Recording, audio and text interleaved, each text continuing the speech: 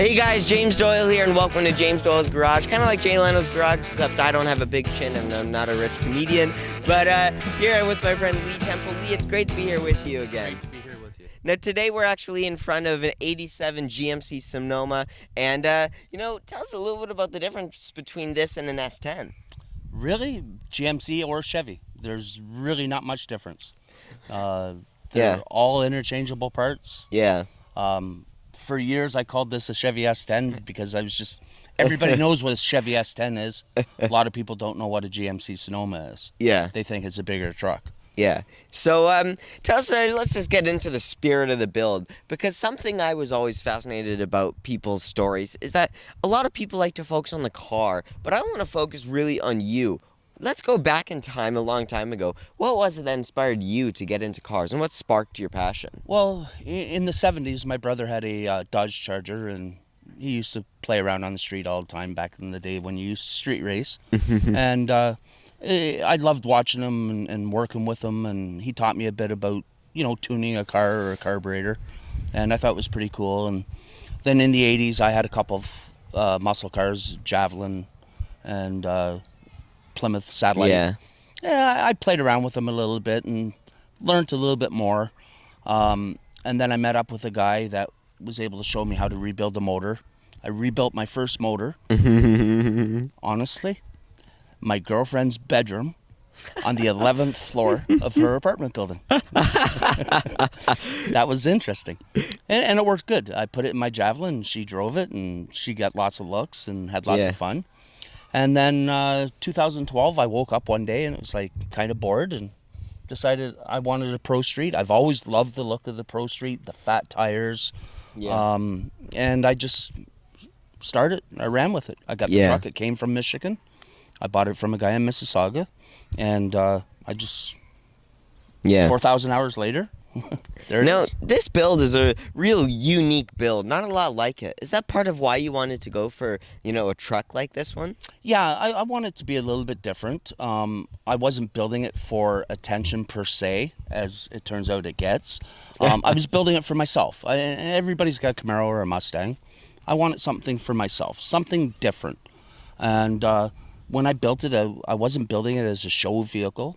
I was building it for me to enjoy. My buddy has a Night Rider, and we'll go hang out at the coffee shop. I hate to break it to you, man, but it turned out to be a show vehicle.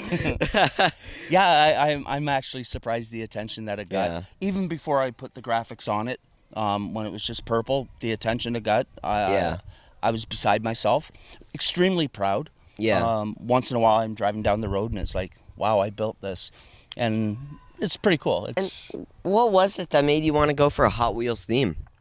A friend of mine had promoted my truck for Wheels on the Danforth, and they were going to do a TV commercial, and they had all movie cars. Well, they had one opening left, so he sent the lady a picture of my truck, and she goes, well, I really love it, but it's not from any movies I know. And he goes, oh, no, it's based off Hot Wheels. And she goes, oh, I want it. So when I met her and we did the commercials, she said to me, she says, you need to put Hot Wheels on there somewhere so people can relate. So I originally put a small sticker on the back and ran with that for a while. And then 2018, I went and made the bigger graphics for it. And it just gets lots of attention, and I've developed a like for that attention. But it's not just about that. I get to talk to people and tell them my story and hopefully inspire the odd person. Yeah. Google and YouTube and myself built this. Anything's possible. Absolutely. And I think you're a great example of, if someone has a dream to build a car, and if they have a dream build but they feel that they can't do it, you're a great example of how you can do it. Because look at yourself, and you weren't a professional mechanic of any kind, yet you were self-taught in everything, and I think that's incredible. Well, I taught myself how to weld. I taught a lot of the mechanical aspects to myself. I Google and YouTube, I learned how to do some of the cage and the interior fabrication. Is all by hand, countless hours on it. But it was fun. I cut out stuff that I welded in the day before because I didn't like it after I slept on it. but it's all about trial and error, and it took a lot of work. Exactly, and I think it's really cool to see your hard work that has paid off, which is cool to see, you know? Yeah. It makes me feel good. Every time I talk to people, you know, I go to shows and, you know, somebody will come up and ask questions that's genuinely interested in asking the questions. And I'll spend an hour sometimes talking to somebody about it and hopefully inspiring them because they say, oh, I can't do that. Yeah. Well, neither could I. But And I learned. I could make a 2-hour video about everything you've done on the car. So, but I really want to get the most notable thing that you're the most proud of. And what is that in this The car? interior, hands down, the interior. I'm really happy with it. Originally, when I built the truck, I never finished the interior. I had seats and a basic dash, but I was invited to Motorama, my friends from Carbelt, and they said, Lee, you have to do something with the interior. It's just not good enough for show quality. Yeah. So I spent the whole winter hand fabricating the center console, the dash, doing all the work. The door panels are all hand fabricated. Wow. And ran with it. Exactly, and you know, something cool about the car is it looks like it's made for the track. Yet you've never actually raced it yet. Do you ever see yourself racing it into the future? I would like to take it down to the track, practice in private, practice in public. And I've honestly never been down the track. I've done it a couple times on a snowmobile, grass drags, but it's not quite the same. Yeah. Truthfully, I'm afraid of breaking it. Truthfully, I'm afraid that it won't be enough and You know, I'll want more. that is, it's an understandable feeling. It's identical with my dad. That's the reason he's not gone drag racing yet. He's scared that he'll smoke the competition, but he's scared that he'll actually smoke his own car as well. Yep, So- exactly. Stop hunking the minivan. A lot of people focus on how great the engine is and how great the interior is done, which is both some of my favorite things about the car. And let me re-specify that. Everything is my favorite part about the car. But one of my favorite things about this car that I can really appreciate as an art is the metal work that was put into it. The self-taught welding, the tube work, all the metal work that was put into it. So tell us about that. Well, I bought a welder. It's only 110. It's good for at home. I started practicing in my garage, and as I got a little bit better and tested the welds, that seemed to be getting better and better and stronger. But I still couldn't lay a nice bead, what I call a nice bead. Yeah. So I learned how to use a grinder really well. And I decided to go with ground welds to make it smooth, and I really like the look. The downside is it can never be certified for the track. They want to see the welds, and they prefer TIG over MIG, and I can only MIG weld. Absolutely, yeah. I would love to learn how to TIG, but that's a new project. Now, you built this in a barn. So Yes. tell us a little bit about that history and that story of how you built it and Well, painted it in I that was barn. living in my boss's house, and we had our shop there, and there was a barn in the back.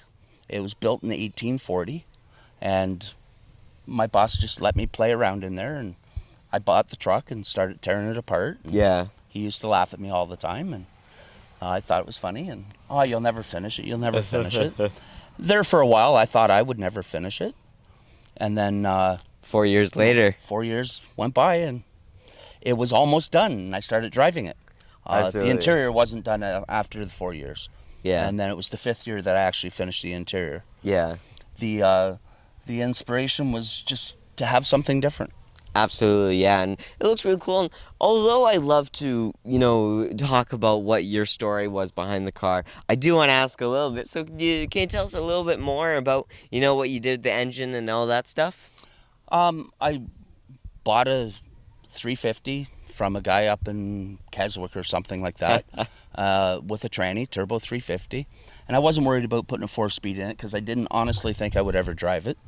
And I took the motor into a machine shop, had all the machine work done, and then I brought it home and built it in my living room. I have pictures of it. I have thousands of pictures of the build.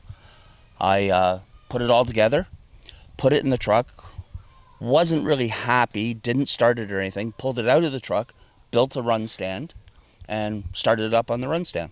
Absolutely. Set yeah. it all up, had everything working the way I want it, with an old set of headers, because the headers on this I hand fabricated because you can't buy them off the shelf. Absolutely, yeah. I ran it in on the engine stand with the old headers, put the truck all together, put the motor in it, new headers, new fabricated exhaust system that I done, and started driving it. Absolutely, yeah. Like I said, everything was done in the barn. I painted it. I never painted a car in my life. I ended up buying a good gun, made a huge difference. Yeah. But that was my first paint job. The paint looks beautiful, and it still lasts today, which is incredible. It looks great. I feel like the way you built it was such an unorthodox way of building the car in your literal living room, which I found was so fascinating, and in a barn and stuff. It's pretty cool, eh? Well, if I had a wife, that might be a different story. But honestly, as long as you're smart and careful, you can do anything anywhere. I had a dishwasher, and I won't tell you what went in there. But I stored a lot of parts in the kitchen, just to the simple fact that the barn, it was old, dusty, not heated properly. Yeah. So it was just easier to keep everything organized. When I built it, I was very organized, which was shocking. Everything was tagged and bagged, and I had all my parts sitting there, so I knew what I had. So Yeah. I didn't buy the same thing twice. Yeah, which exactly. I did a couple times. Well, yeah. Now tell us a little bit about how you met Highway 11 and the relationship you have with Highway 11. My friend Troy from Carbelt, we'd done a couple shows together, and I was conversing with him one day, and I said, I really need something to do. And he goes, well, Highway 11 is doing their season closer, and that was up on Green Lane. He says, contact Danny and send him a picture of your truck and tell him you'd like to come. And Danny replied by email. He goes, yeah, definitely come. He goes, if you want a good spot, come early. Yeah. I went. The parking lot was filled in a couple hours. Mm-hmm. It was a great show. I enjoyed it. That winter, I went to Motorama with Carbelt. And then in the spring, the very first show I went to was at Amica in Markham, that Highway 11 was doing a show for the old age home. Absolutely. And the people were fantastic, and I got to know some people better. And then I started going to their Tuesday nights, and I decided to join membership with them because I've been to lots of other shows and that, but I like the way they work. Yeah. And the people are really good. And nobody else actually asked me to join their club at that time. And I think this car it's so influential in Highway 11 as you as a member, because when I think of Highway 11, there's a few guys with their cars I think of, but this is generally the first car I think of. If somebody says the word Highway 11 cruisers to me, I think of this car. So do I. No, I went to lots of car shows, and before I joined Highway 11, and even after I joined Highway 11, in 1 year I'd done as many as 72. Oh, wow. Because to me, it's about the charities, and I like to give back. It's about giving back, exactly. Almost all the events that I go to are somehow affiliated with a charity or a good cause. Yeah. So I feel good handing $20 or $30, maybe buying a couple tickets for something. Absolutely, yeah. It doesn't hurt my feelings. I'm going to do it anyhow. I sit at home, I'm going to go rent a movie, or I'm going to buy a pizza. So what's the difference? I'm spending the money anyhow. Might as well put it to a good cause. Absolutely, yeah. Feel better. I get to talk to people about this, which I love. I've won lots of trophies. They don't mean as much as talking to somebody like right now. Somebody asking questions and genuinely interested, or putting a smile on their faces. You know what, guys? This is a real inspirational build coming from the heart. Lee, he wasn't even a mechanic. He wasn't a metal shop worker. He wasn't any of this and that. He wasn't a specialist. Yet he got a truck, and 4 years later, one of the best cars in Canada. And it's really an inspirational build. And what words would you have for any youth or younger people that want to get into this? And They do don't have something to like be this? younger. Anybody, man, woman, whatever. Go buy an old junker, and don't be afraid to break it. Yeah, Take absolutely. it apart. Learn how to do it. Yeah. That's how I learned. 1984, I bought a 68 Javelin and tore it apart and built the motor first in my life in my girlfriend's bedroom. So Absolutely, yeah. Well, you know what? I want to thank you so much, Lee. Lee, it's been great to talk to you about the truck and yourself, and we'll hopefully see you again soon. And I want to thank you guys for watching, and we'll we'll see you guys soon. Bye-bye.